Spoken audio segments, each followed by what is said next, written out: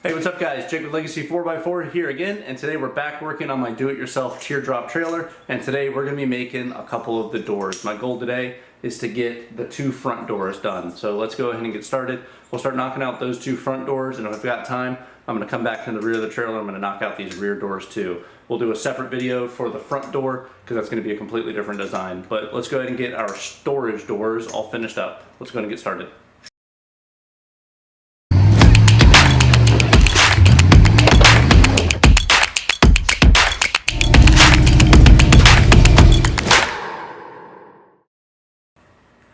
Alright, so for our doors, my basic plan for these doors is I'm going to use a chunk of plywood. So I picked up some 3/4 inch plywood. I'm going to use that plywood, I'm going to cut it down to size, router out the edge of it so there's a little bit of a lip, and then we're going to use that as our main door. For hardware, we're using some marine, these are like yacht latches, I guess. I got them on Amazon for not a lot of money. We're going to be using some yacht slam latches for the door latches, and then our storage doors are all using these very simple silver, coated hinges. These are super simple style hinges, but these are going to be the hinges we use for the doors. So that's the hardware we need for these. We're going to be using some 3/4 inch plywood cut down to size, some oil-based stain, as well as some epoxy. So I got another gallon of epoxy like what we did for the rear table, and we're going to stain and epoxy these doors.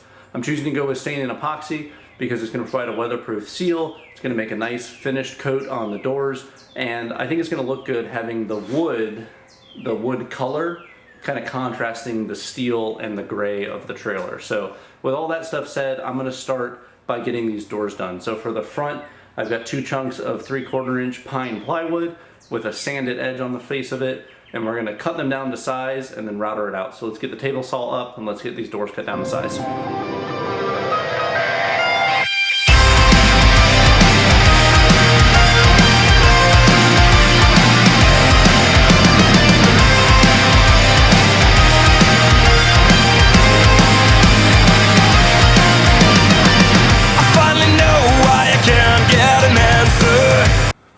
Alright, so to cut these doors down, I actually decided I was just going to use the table saw. So I adjusted the depth of the table saw to get it to the right depth, and then I just did a cut on all four corners and then routed out the side. When it's all done, the back of the panel looks a little something like this, as you can see. We have just a little bit of a lip and then the fat portion of the panel. I did it like that so that there's a little bit of a lip that covers over the top of the exterior of the trailer. I wanted them to be like that so that if necessary, so I have those weather strip seals on the inside around that 1 inch flat bar that we did, but if necessary I want to be able to provide additional weather sealing if I notice that there's any leaks anywhere. So I cut 4 of the doors like that with the lip, and then the last one, the main door, does not have a lip because it fully recesses into the panel. But I cut all those out like that. Now I'm going to go through and I'm going to apply epoxy the same way that we applied epoxy for that rear tabletop. So we're going to go through and make some epoxy real quick. Alright, so after getting some epoxy laid on, this is what the panels look like. It's kind of this like natural wood color with a thick epoxy coat finish. That epoxy should provide the waterproofing that it needs and the durability that it needs to be on the exterior of the trailer on the road. If these don't ever hold up, the doors are pretty easy to make, so if these 5 doors don't ever hold up, I can always remake these in the future using a different finishing method or something like that if necessary. But for right now I want to try these because I like the look. As you can see, like these 2 panels are up against it. I like the look that the wood provides. It's contrasting against the steel and the shininess. But if I ever want to change in the future, I can always paint over top of these, or I can come back through and I can remake these doors if necessary in the future. But for now, we've got these 2 rear doors done, so I'm about to install these. This is what these look like.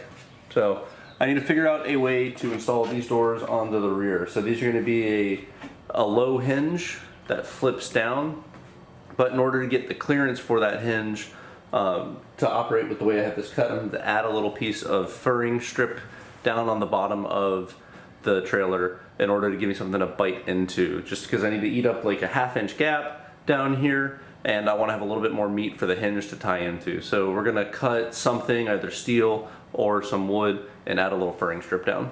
All right, so we got the rear doors done. As you can see here, this is what these look like.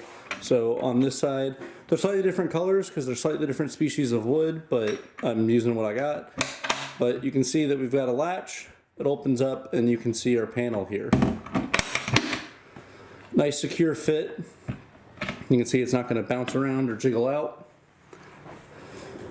Went with that style so that you have access to these panels without having to open the main lift gate in the back here. I just used a couple of 1/4-inch hardware that I had back here to mount these hinges into place, and then the bottom hinges are just sheet metal screws into the steel and into the wood underneath here. This latch is a boat latch off of a yacht. I got them on Amazon. They're kind of cheap, but they do the job. As you can see inside here, we have our weather stripping, which will provide the seal. And then this is what I was talking about if I need to provide extra sealing on this back side here. This is where it will go to provide a closer fit if I notice there's any leakage back here. Now, the hinges came with these little latches, or these little pieces of steel. They were L brackets. I cut them and flattened them out, and I used these to hold this into place. That one's not the prettiest, but from the outside, it looks pretty good. Same thing on this door.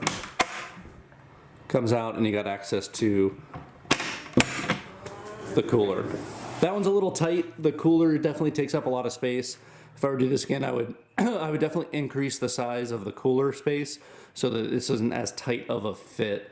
If I were to do this again, there's quite a few things I would do differently, but that's what those doors look like. I'm gonna finish up the front ones and I'll catch back with you guys in a minute. All right, so I just got the front door on. I'll take you guys off and I'll show you what that looks like here in a second. But I got the front door on, I got the 2 far storage doors on, so we have all 5 of our doors, aside from our rear hatch, all completely finished. So at this point, I'll take you guys off the camera and I'll show you guys what these look like. Now, I'm pretty happy with these. Sorry I skipped around a lot. I'm kind of coming up on my deadline. So I have this weekend and I have next weekend, and that's it. That's all I have to get this trailer done.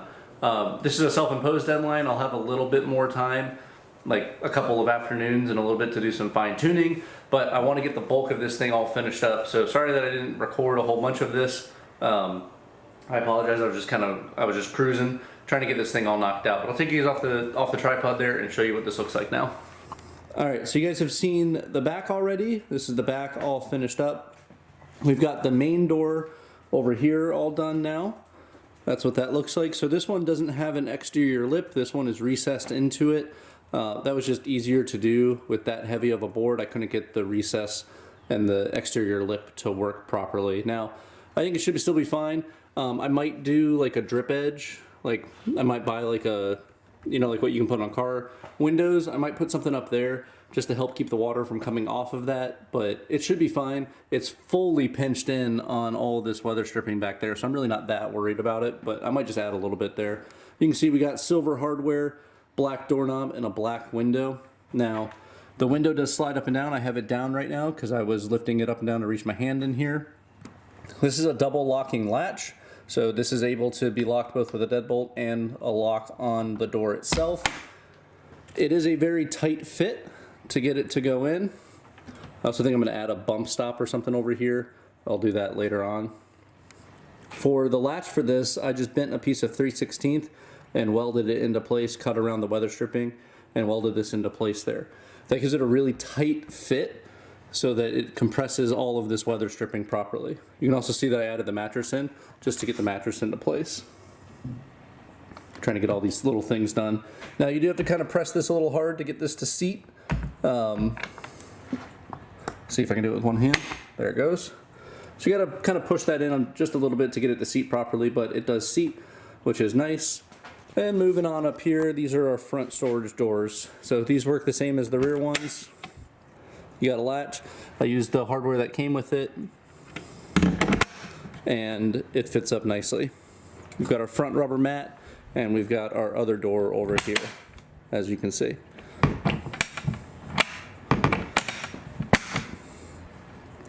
Some of these are kind of hard to put together, like hard to close, and that was on purpose. I don't want these to bounce off, so I want them to be a nice tight pressure fit when the trailer is moving down the road. I personally like the two-tone. I like the little wood doors and how it contrasts the steel and the gray of the rest of the trailer, but I know that's all personal preference. Like I said, in the future, if I wanted to, I could come back in and I could repaint these or redo these if I ever wanted to in the future, but that's what those are looking like. Now, in the next video, we're going to make the hatch. The rear hatch is going to be completely different design than what I just did for those other 5 doors, but we're going to make the rear hatch in the next video. So the rear hatch is probably going to be made out of some steel to make a border around here, and then that way it can pick up, and it'll have enough rigidity to it that it can pick up on the struts, and then have enough strength to it and weight to it that'll close on the struts as well. But we got that all finished up, so I'm really happy with how this is looking thus far. I know it's a personal preference if you like the color of the wood with epoxy on it. I personally do, and at the end of the day, this is my trailer. But that's something that you could totally change if you wanted to go with paint or some other kind of finish. Now, I'm hoping that the epoxy will hold up over time, but we will see. So I also figure if the epoxy ever dies, if it gets beat up on the road too much or anything like that, I can always remake these doors. These actually weren't too hard to make. It took me about 6 hours to make all 5 doors. And then an overnight drying for the epoxy, but it really wasn't too much work to get all these doors done. I'm happy with them. I think they look great. They're going to work great, and I think they kind of bring the whole trailer together. I think it makes it look really nice. So on the next video, like I said, we're going to get onto the hatch. I hope you guys like this content. Make sure to like, share, and subscribe, and I'll catch you on the next one. Hopefully on the hatch I can do a little bit more detailed review or detailed discussion of how I'm building them. I kind of skipped this one and whatever the last video I did was too. I know I'm kind of bouncing around. I'm trying to get these things all done. But we got the hatch coming up next. I'll see you guys in the next one.